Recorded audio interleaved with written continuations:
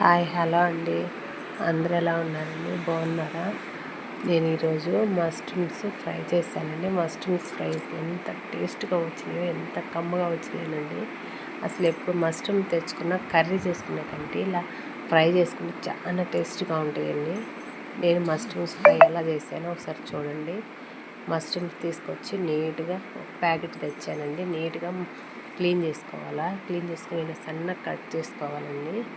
Cut చేసుకొని తర్వాత దాంట్లో 1 టీ స్పూన్ కారం, 1 టీ స్పూన్ ఉప్పు, కొద్దిగా గరం మసాలా, కొద్దిగా ధనియాల పొడి వేసి మొత్తం కలిపానండి. ముందు ఇలా మొత్తం మష్రూమ్స్ పట్టేటట్టు కలపాల.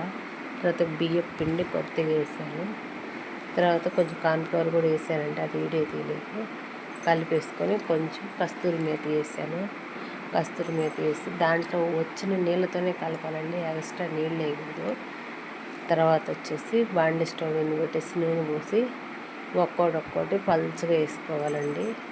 వేసుకొని డీప్ ఫ్రై చేసుకోవాలి. గోల్డ్ కలర్ వచ్చేంత వరకు చేసుకొని తీసేసుకోవాలి. అంతేనండి. చాలా సింపుల్గా చాలా టేస్టీగా ఉంటుందండి. Okay, bye.